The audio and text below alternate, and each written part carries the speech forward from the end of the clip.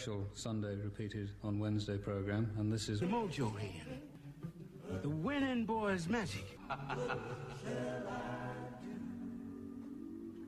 Marge, this ticket doesn't just give me a seat. It also gives me the right, no, the duty to make a complete ass of myself. But as for me, I'm off to battle aliens on a faraway planet. Hello, operator. Give me the number for 911. Who sent you here? Can't talk, little man?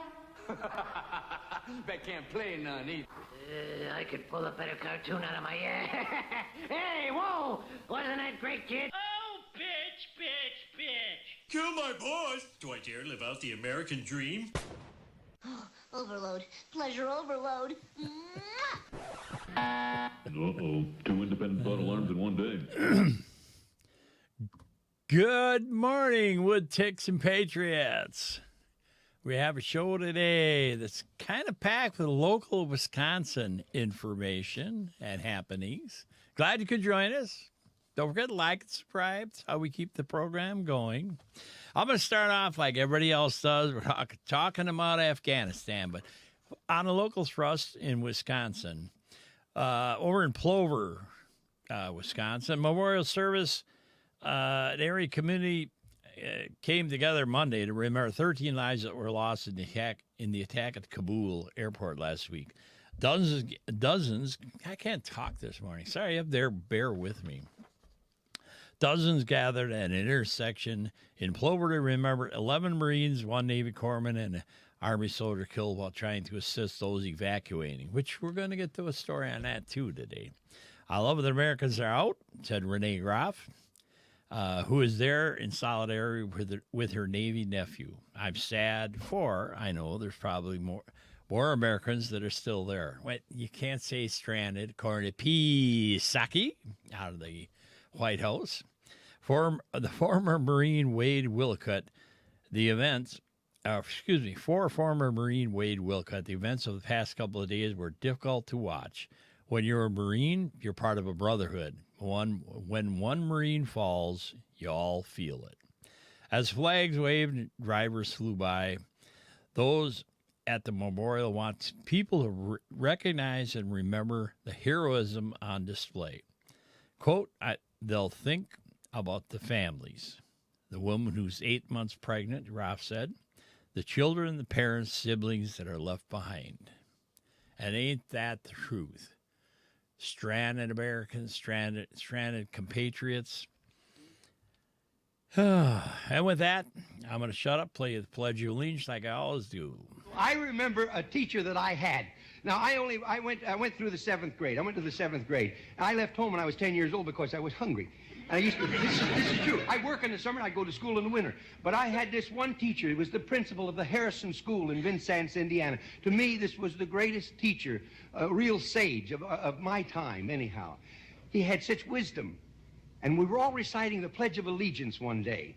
And he walked over, this little old teacher. Mr. Laswell was his name. Mr. Laswell. And he says, he says, I've been listening to you boys and girls recite the Pledge of Allegiance all semester, and it seems as though it's becoming monotonous to you. If I may I recite it and try...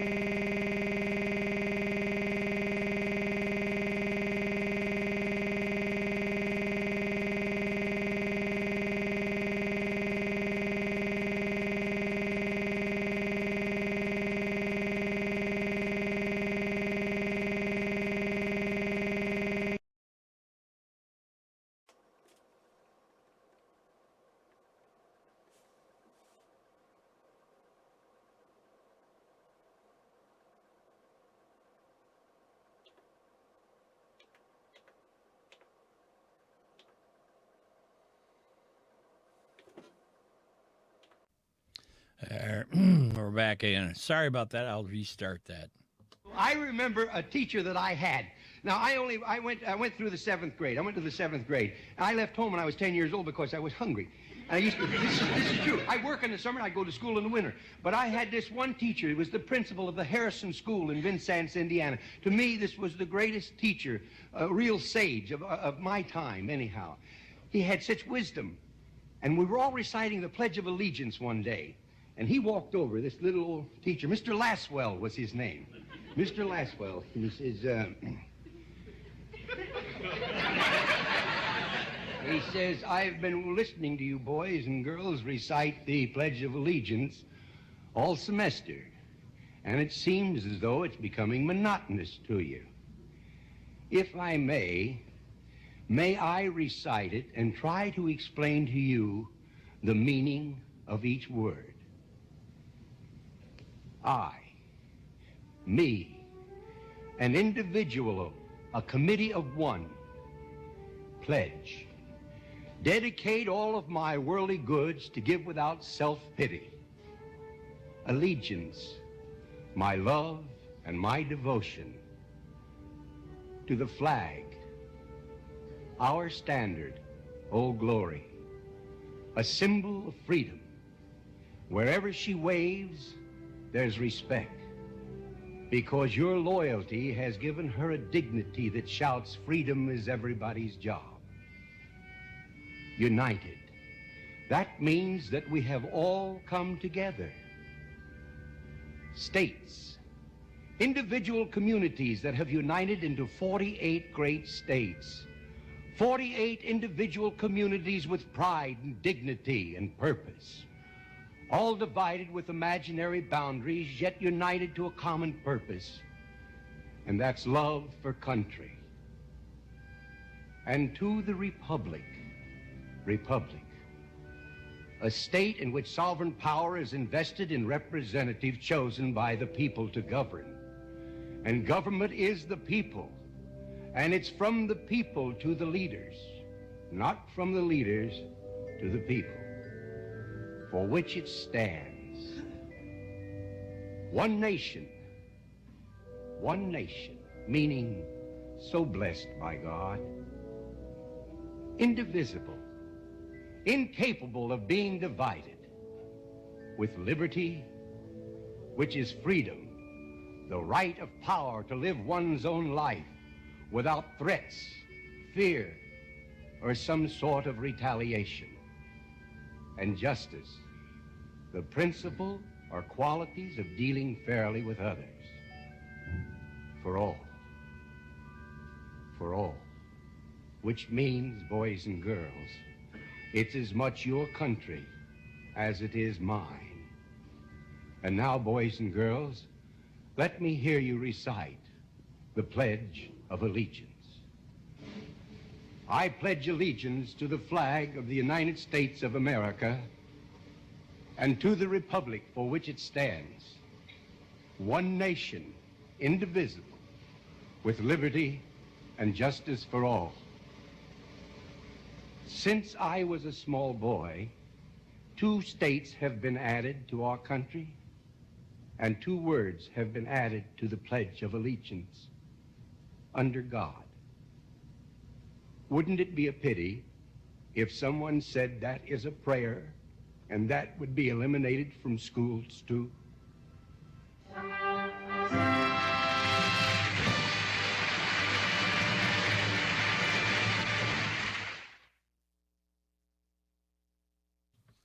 Yes, wouldn't that be a shame?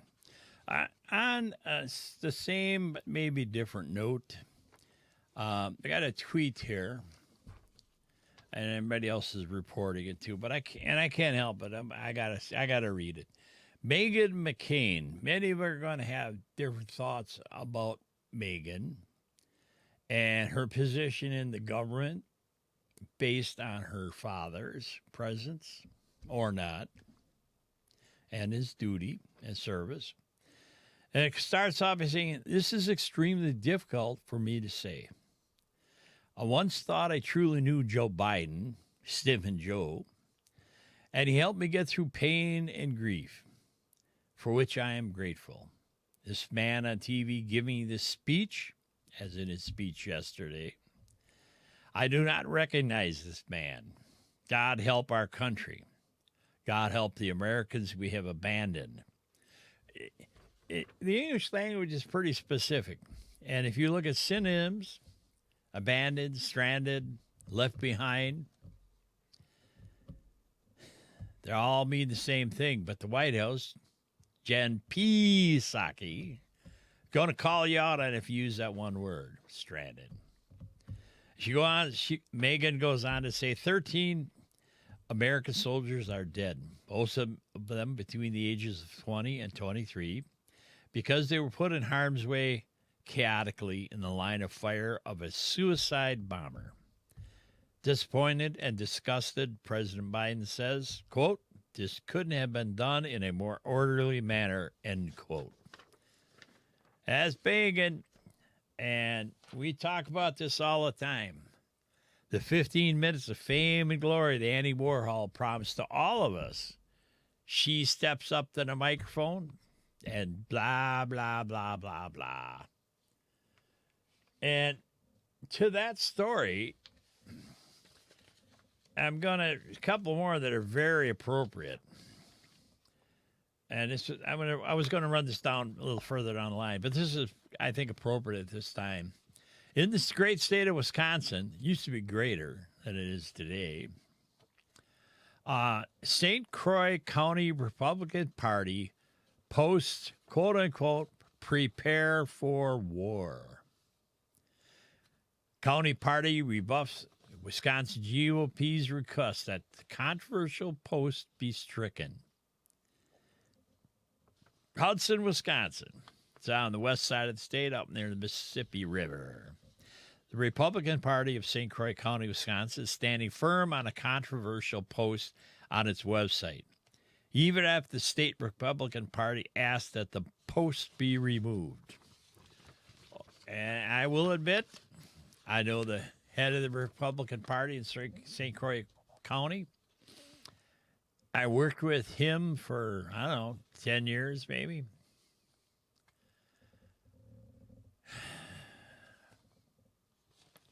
This was nearly a week after an insurgency. God, I just can't talk today. Nearly a week after an insurgency at a U.S.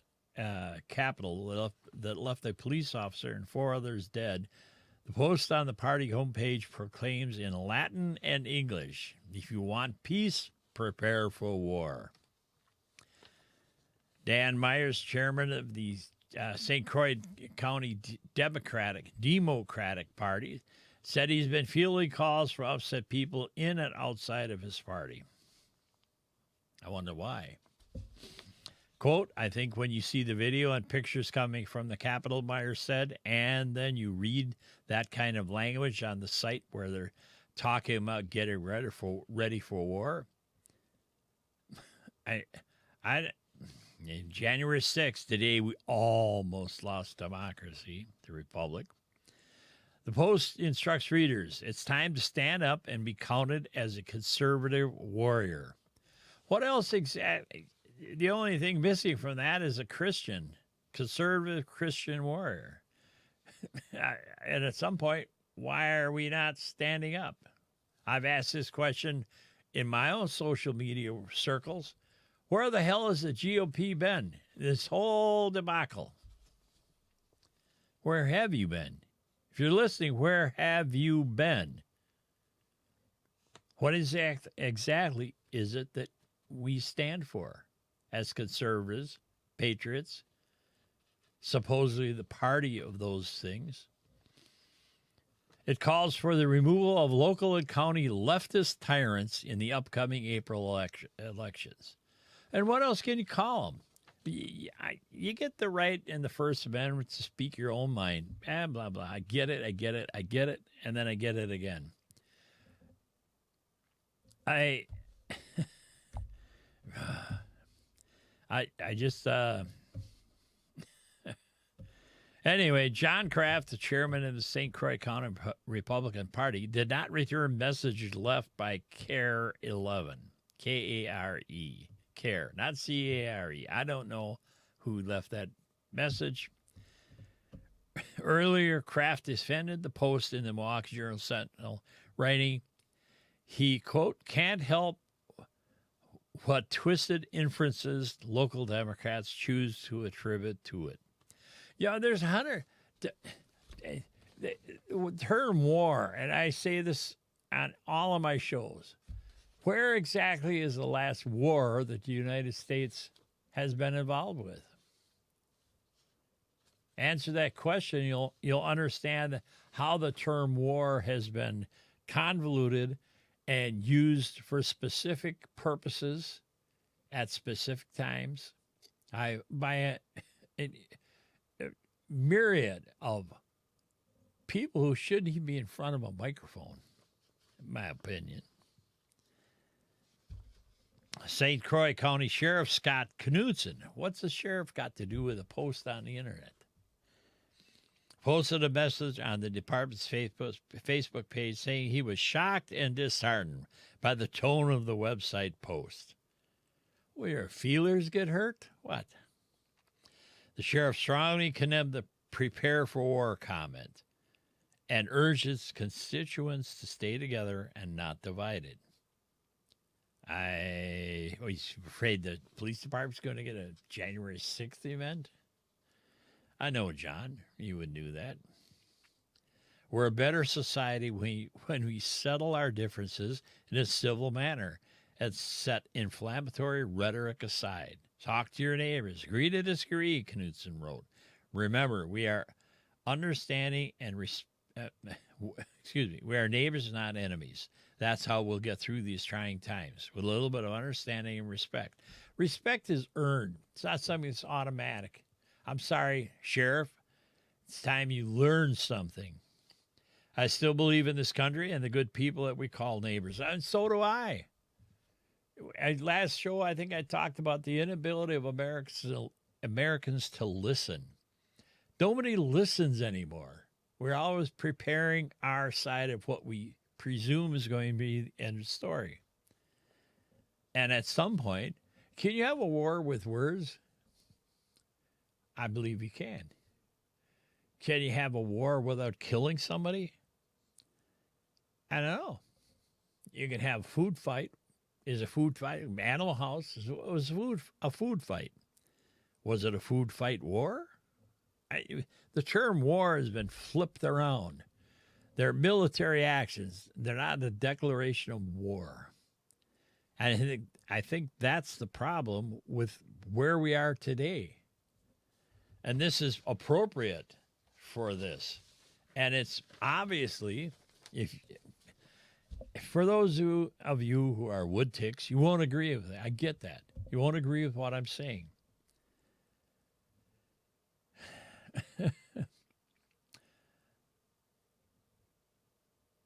Andrew Hilt, in a written statement, Andrew Hitt, the chairman of the Wisconsin Republican Party, cited both last year's violence in Kenosha and last week's insurrection in Washington. Interesting how the word insurrection shows up.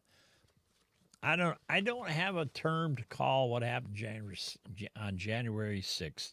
I don't have a term that I can actually get hold of that's appropriate, in my opinion, especially in light of recent events, he wrote. It's an ill-chosen phrase to express their sentiments. He said the party does not dictate what local parties do, but Hitt said the state GOP tried. Tried what? We suggested at an early date they remove this, but they declined to take our advice. And, John, I think it's rightfully so. You want to say something, you go right ahead and say it. I think that's in this little stinking book that nobody seems to want to understand anymore. It's called the Constitution. Constitution. You have the right to say what you want to say when you want to say it. Kind of a damn the torpedoes. On the same note, libtards in Wisconsin, they call it the important swing state now, in this midterm and or presidential election, is a prime target for libtards and woodticks to go after anybody and anybody. Here's another AP story. Oh, this is coming out of Wisconsin Public Radio. Wisconsin health professionals push back against advice on drug not approved for COVID-19 prevention. Health professionals pushing back on drugs that are not approved. Approved by who? Big Pharma? We had a quote-unquote pandemic over the last 18 months. And all of the vaccinations that everybody's claiming is valuable and beneficial were never approved. They're not FDA approved. Now doctors, a group of doctors, are saying U.S. Senator Johnson is endangering our patients. That's not patients as in being calm and waiting for something. It's patients that they're treating. They're treating with it. They have been 18 months treating patients with an unapproved vaccination. Doctors in Wisconsin are concerned about people taking medicine used to treat worms in livestock, wrongly believing it can protect them from COVID-19. Calls to poison control centers across the U.S. have increased from people taking ivermectin. Last week, Centers CDC and Prevention issued an emergency alert with the agency, which the agency said cases of overdose and misuse are rising. We've had 17 cases in Wisconsin of infection. I really can't talk today. According to Dr. David Grumman, we have had 17 cases of this poison from taking this meds.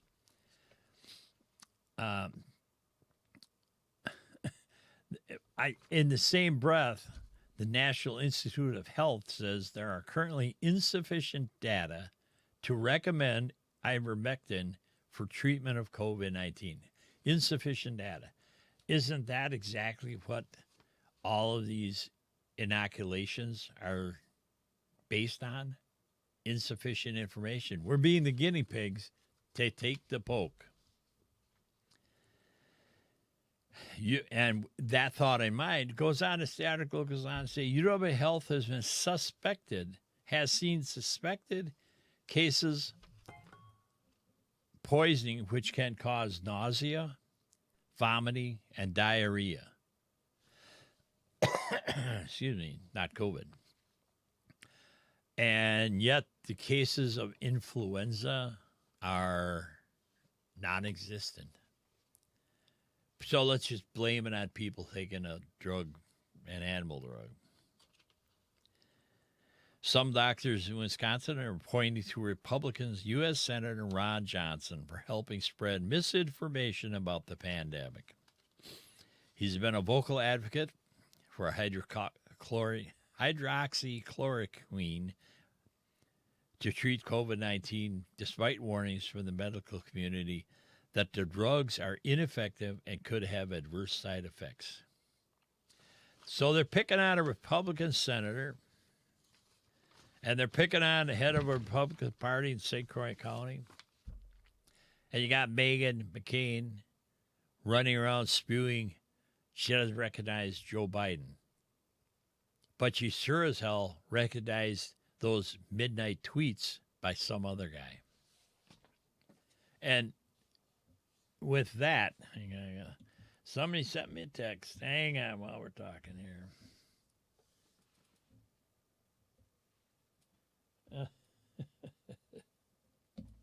Yeah. Okie dokie. Sorry. I want to read to you, if I can talk again, official White House State Department numbers on the evac out of Afghanistan. Hey, don't forget, like and subscribe. That's how we make things happen here. Here are the official numbers of evacuees coming out of Afghanistan. These from State Department on the AP wire. The United States, I'll first say that coalition nations have halted their evacuation in recent days, including Britain, which ended its 20-year military campaign in Afghanistan on Sunday. Sunday. The U.S. military is now largely the only force operating evacuation flights, with some remaining allied Afghan forces providing security at the airport. Here's the numbers. The United States, 122,000 people. I thought the White House or State Department and Sniffin' Joe had said originally that the United States was only going to be probably picking up about 60,000 people. So we got double the number here. Now, and I'm going to read the little byline underneath this. Figures include Afghan nationals as well as citizens and permanent residents of Western countries. Figures are likely to be overestimates as countries double count during joint operations. So if a person comes in and the only available plane is a British plane, it gets counted on the British evacuee, and an American gets checked off the list. Does that make sense? So they're overstating the numbers of evacuees. The United Kingdom evacuated 15,000 people. These are the numbers the State Department's picking out. Germany evacuated 5,347 people. Italy, 5,011 people. Australia, 4,100. Canada, 3,700. France, 3,000. The Netherlands, 2,500. Spain, 1,898. Belgium, 1,400. And Turkey, 1,400. For a total of 165,356 people evacuated. And those numbers are overestimates. And where have they gone? They have gone. And I'm going to give you a stat here on this 122,000 people. Remember, when this evacuation started, they were flying one plane every hour in and out of Kabul. One plane. And as this ended, we were supposed to be bringing out, I thought I read, somewhere in the neighborhood of one every 20 minutes. So we went from 1 an hour to one every 20 minutes, which is what I said you should be doing there anyway, back when Glenn Beck was told to clear airspace. You can bring them in, take them out, one every 15 minutes. If you can't handle that, get the hell out of the air traffic control business. And here's some quotes. Oh, that's to go right to the facts. 122,000 people supposedly evacuated. Yet on Sunday, the Pentagon said 1,200 people were evacuated on 26 U.S. military aircrafts this last Sunday. Now, if you do the math, I got a El Cheapo calculator here. I did the math. We're flying in huge airplanes, and on Sunday, you got 1,200 people out. That sounds good. A good job. But remember now, every 20 minutes, a plane's coming in and going. And that means, according to my math figures, that 46.153846 people were on each of those flights. Got that? Only 46 people every 20 minutes, 25 minutes, got out of Afghanistan. That does not sound like an emergency evacuation when now we're hearing that hundreds, if not thousands, of people are, I can't use the word stranded. Wrong word.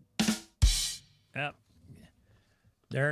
They're stranded people left in Kabul, but we only took 46.153, rounded off to 154, every 20 minutes, 25 minutes. Those numbers are not very impressive, given the size of the airplanes that were flying into the country. And now, this coming out of the AP, the West must engage with Taliban or risk a new civil war, warns Pakistan's foreign minister. One quote, the West nervously hoping short-term fix, quote-unquote, of drone strikes and cyber attacks can control terror threat. Afghans who helped British forces to be offered indefinite leave to remain in the UK. Now Biden signals end to era of major military operations to remake other countries. Rebuilding other countries, the American way of life. And we can only pull 46. Have you seen the pictures coming out of Kabul in the airport there? How many people are standing around there wanting to get moms, dads, kids? I'm not saying they're all vetted. That's for sure. But only 46 people on an airplane. And before, people were falling off the outside of the planes as they took off. Do you think there's anything wrong with what's going on in this administration? Even the British ambassador is going to open up an Afghan office in Qatar, but they will return to Kabul as soon as we can. Nearly 40% of all evacuees were moved out of Qatar, the Middle Eastern country of just 300,000 people. Said a little more than 43,000 people had transitioned through the nation.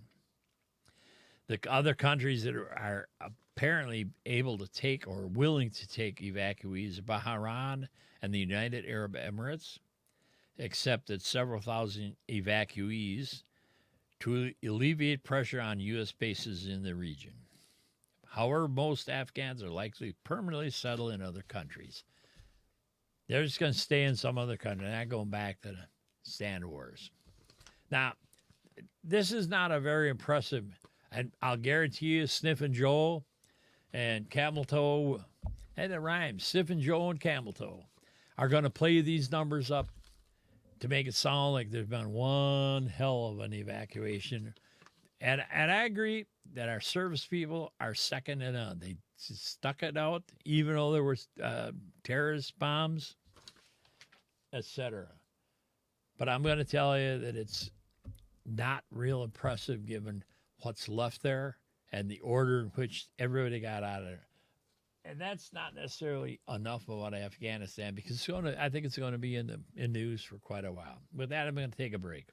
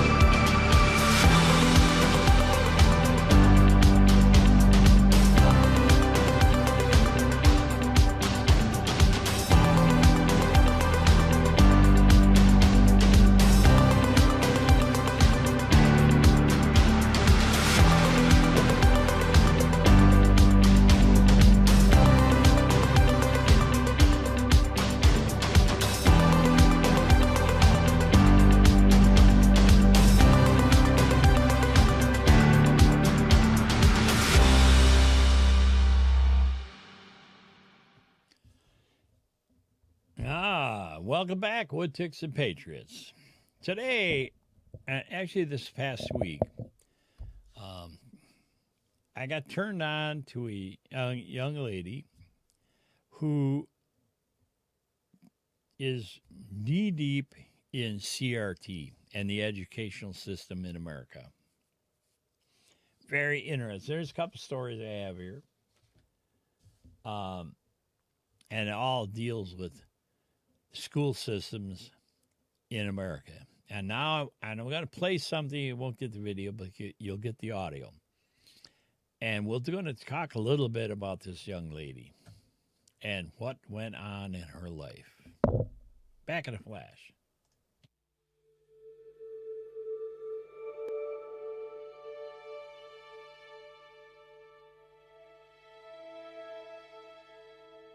We were the poorest of the poor, and that was a part of the identity. I'm a university professor now, but I never can remember a time growing up that I ever said, I want to be a university professor. I was born and raised in the rural South, and I was one of 12 children. I was second from the oldest. We lived in extreme poverty. The early part of my life, we lived in a 2-room shack, and it was literally a shack. It's so tiny. And my elder sister and I and some of the younger, the children that were the first kids, we slept on the kitchen floor. The house did not have any running water or indoor plumbing, and not having a bathroom in the house. And so really having what the older people call a slop jar in the house and having to empty that, those are things that made it very difficult. You had to put a pot on the stove and heat up the water to bathe in, and all of us bathed from that same cruddy pail of water. And you know, you can imagine by the time it got to the 3rd or 4th kid, it's pretty dirty. And it was not uncommon for us to go into the local dumps looking for whatever we could find. Growing up in that shack, all I can remember is just sadness. It was very depressed. I always felt unloved. There was always conflict in the house. There was never enough of anything. There were fights every Friday when my stepfather got paid. There would be a fight between my mother and the stepfather, but these would be really violent fights. The most graphic memory is my stepfather chasing my mother with an axe, threatening to kill her, and the children, we were running around, you know, grabbing at his legs, trying to protect our mother.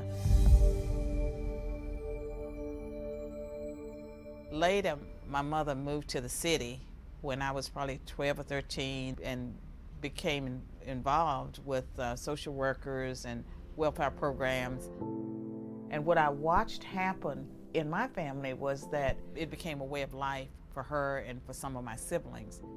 And I saw what a trap welfare is, and for many people, and still for some of my siblings, they've never held a steady job. At that time, I was a high school dropout. I had dropped out after completing the 8th grade. I felt shame, I felt fear, I was depressed. And so I married at 16, not because I was in love. I married a neighbor that was a little bit older just to get away from home. Part of the misery that I experienced in my childhood, some of it just continued into my marriage and into my early life. At some point, I started taking bottles of pills and I really wanted to die.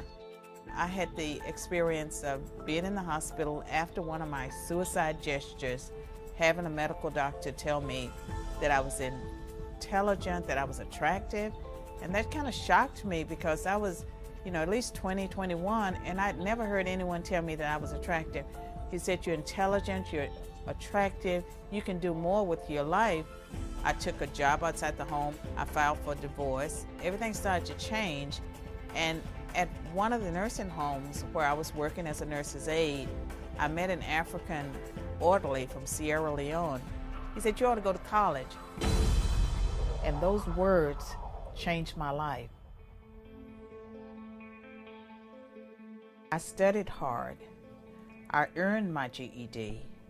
I worked hard doing whatever I could do to get by, and I was able to graduate from a community college, go on to a 4-year college, and graduate magna cum laude, and I went on to earn several graduate degrees.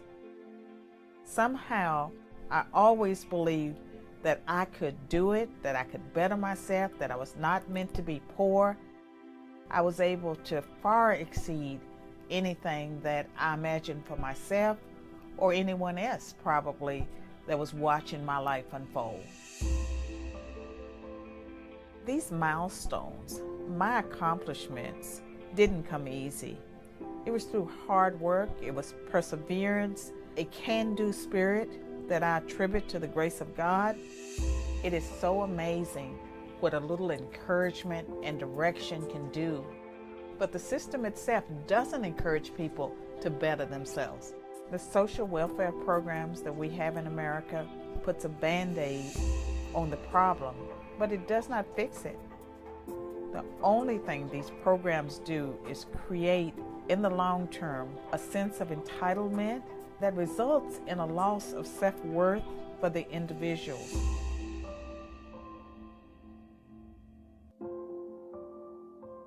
The truth is, people feel good about themselves when they can work and provide for themselves and for their families.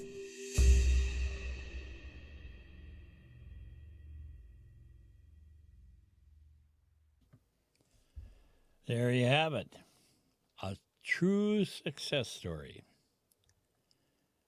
And the title reads, From GED to PhD. Dr. Carol Swain, one of the biggest advocates against teaching CRT and the many other subtle names that CRT goes under.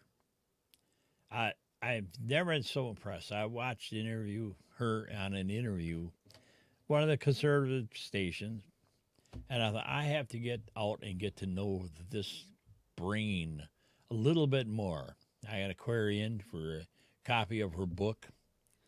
It's called Black Eye for America.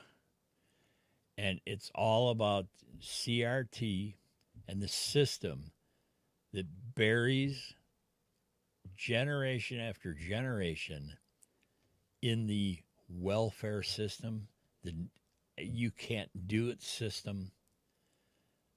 And the title and the tail end of this was that little thing you just listened to was put out in April of 2012, almost 10 years ago. She still is a professor at Vanderbilt University.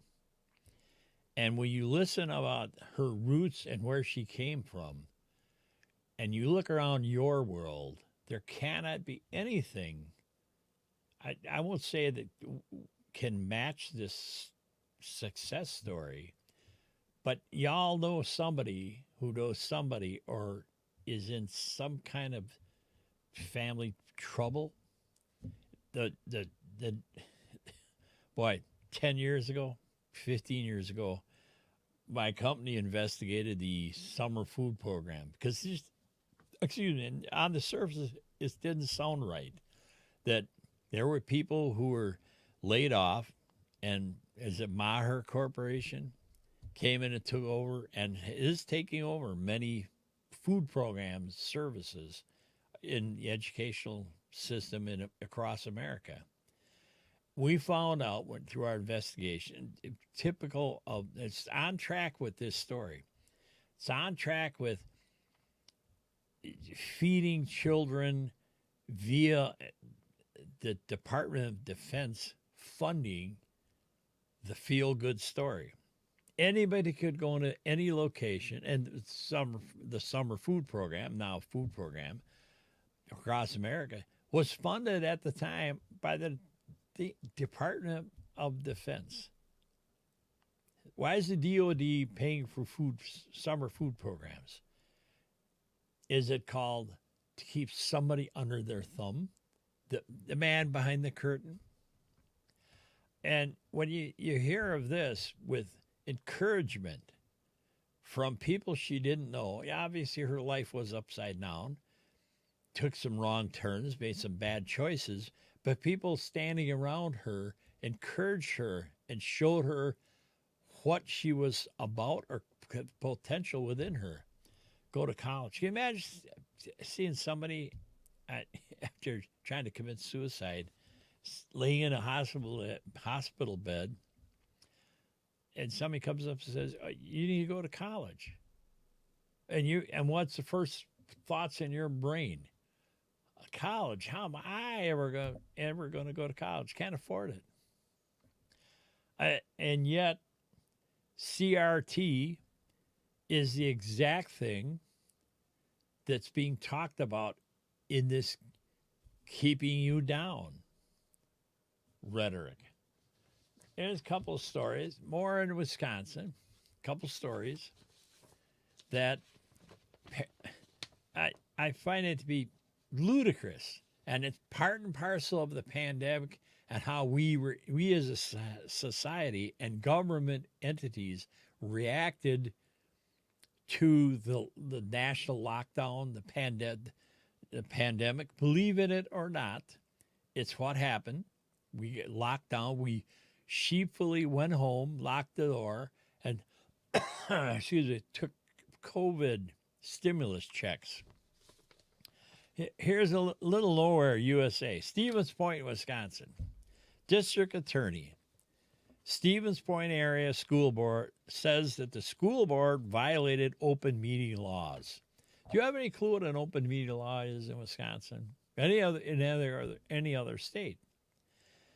They're sometimes called sunshine laws. There's a big nonprofit, Sunshine Foundation, I think it is. And they are there to keep track of entities that violate the public trust laws.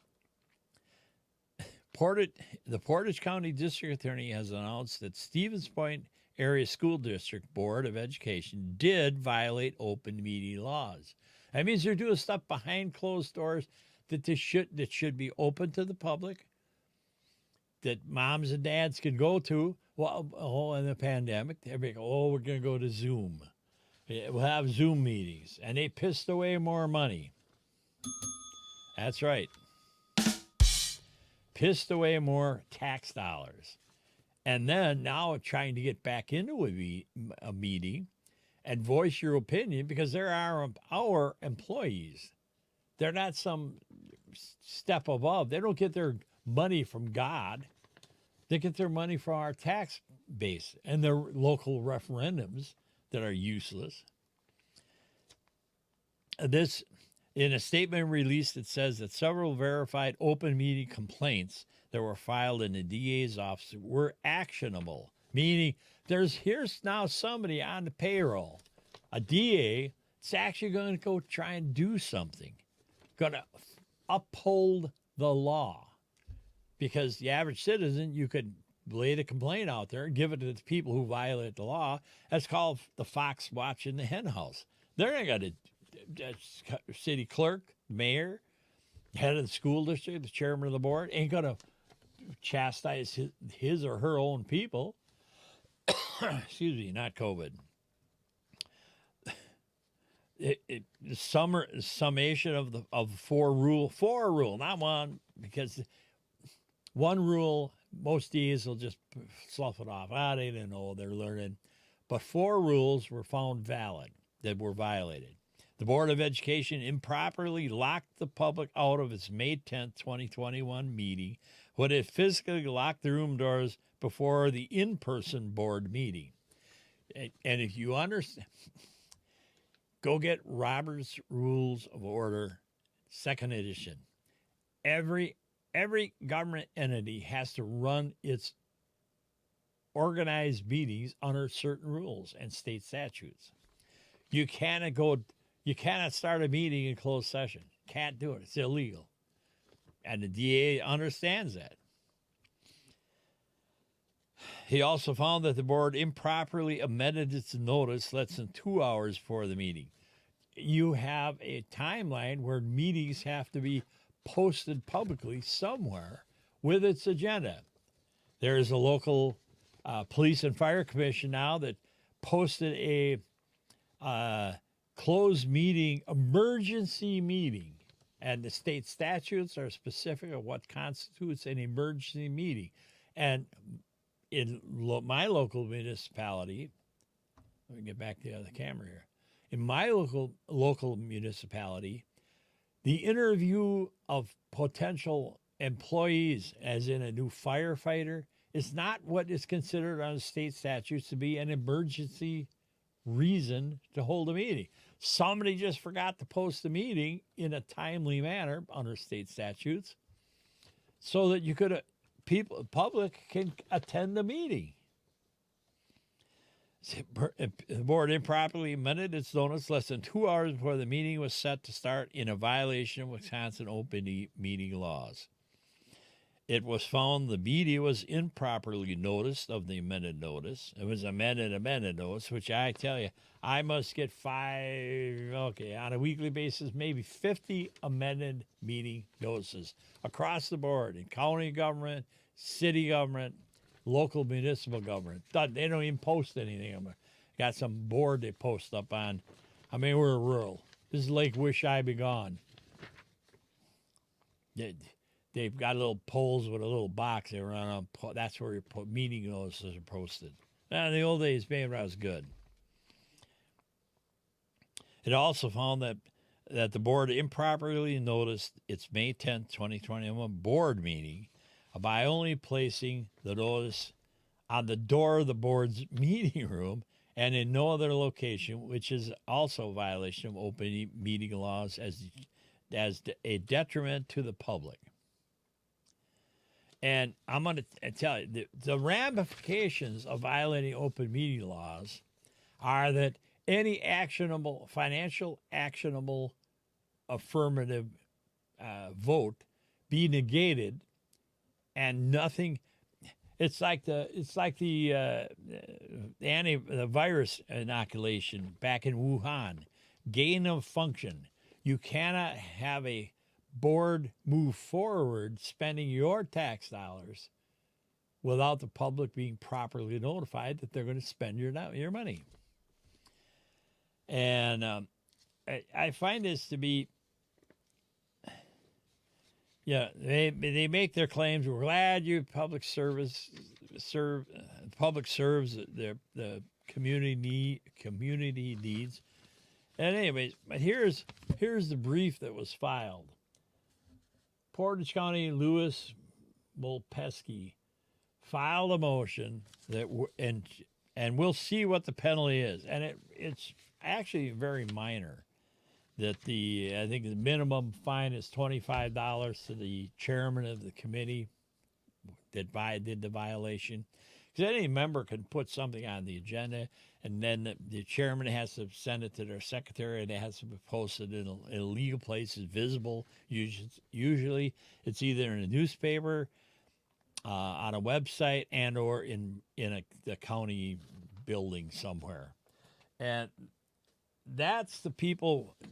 This whole pandemic thing, where there's nobody in the meetings, seems to have gone awry. They think they can do anything. Oh, what do we do with this? We have a local entity here now. After we proposed a public access television network to our local government, after our local government pissed away $1.8 million in revenue because they let their public access television network expire and never did anything about it. Here's another article. West Allis, Wisconsin. Teachers go maskless after mandating masks for students. Boy, I can't talk and I got the hiccups. There's a picture right there. People in a meeting. Teachers in a meeting with no masks on. But by God, we're going to make our kids wear a mask on a bus, quote unquote, public transportation. Yet I'm going to prance around and not do what I tell the children to do. I find this to be ludicrous, but it has been going on. This is also, no, it's not. That's not the same thing. My bad. But the West Dallas, West Milwaukee School Board has been defiant in its exercising of state statute rules and regulations for about a year now. There's a hard-headed person that's in charge of the school board. And again, the district voted to start the school with a universal mask requirement for every grade level. And I'm going to tell you, when this whole thing started, it was, well, we'll follow the science. But the science doesn't have a vaccination for what? Anybody under 6? Yet we're going to, because old Dr. Fujiyama says this is that, and the CDC, that they're saving people's lives because we're going to make our kids mask up. No, that's not true.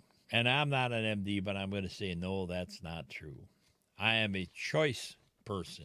Freedom of choice. It's a parental obligation to make those decisions for minor children.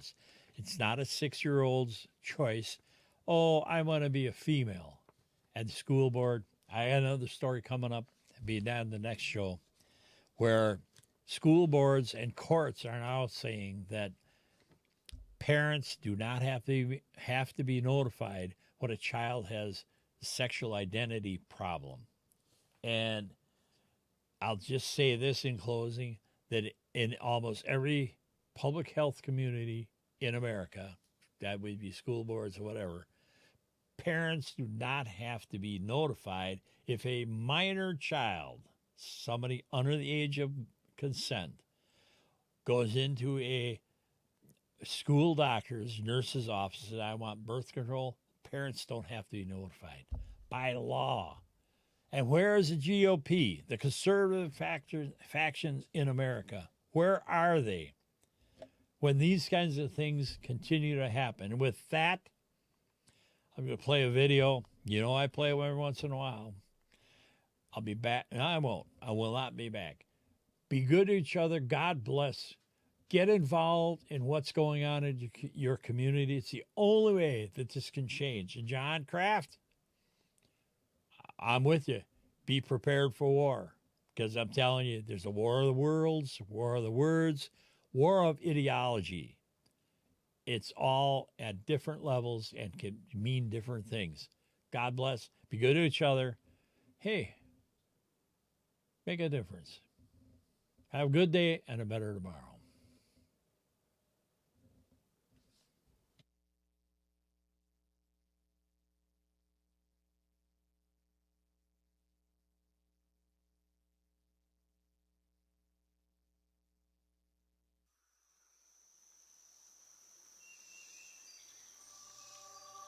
And on the 8th day, God looked down on his planned paradise and said, I need a defender.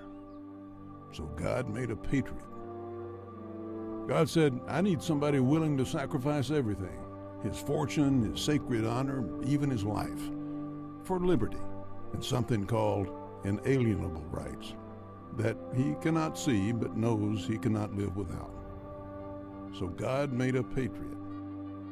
God said, I need somebody willing to ride a horse through sleepy towns in the dark of night, sounding the alarm, entreating neighbors to take up arms against an overwhelming force of wicked tyranny. So God made a patriot. God said, I need someone who, even after crushing defeats, rises up and stands tall.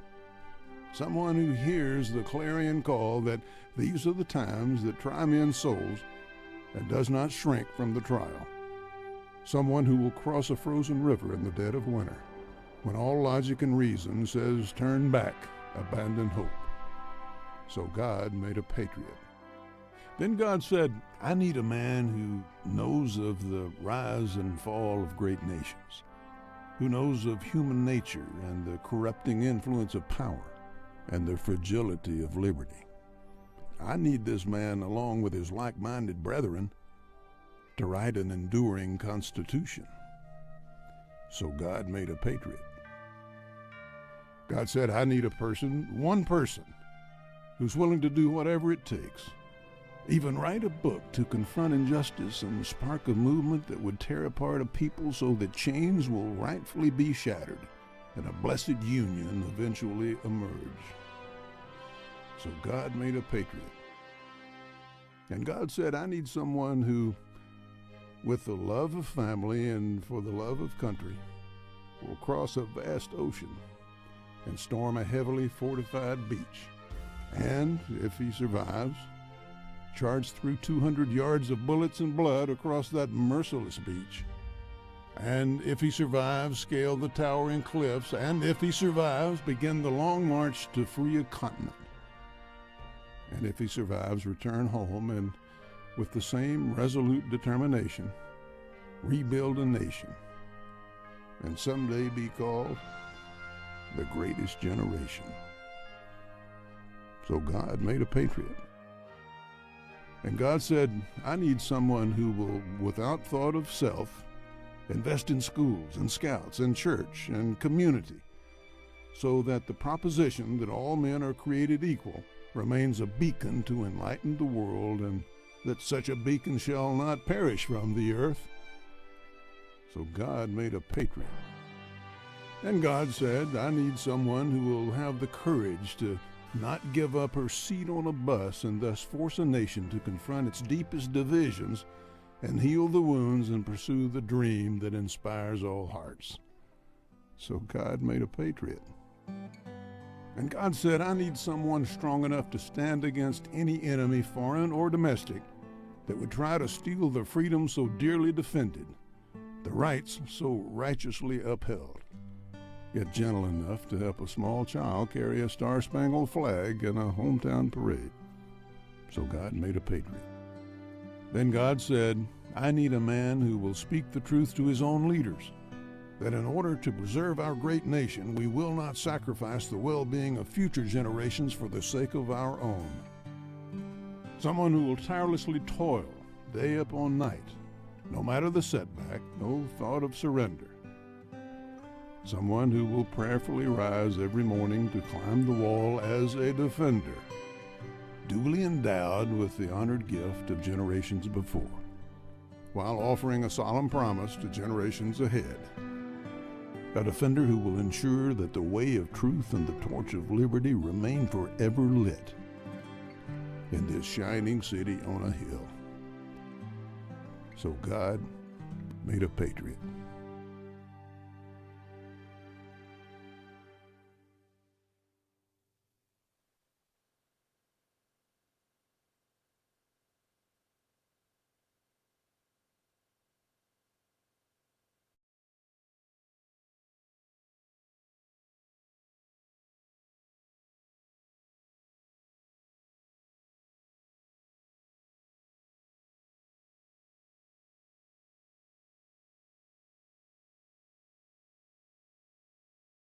I said, oh, God, I'm going to get the fucking fuck on there. I was like, oh, shit.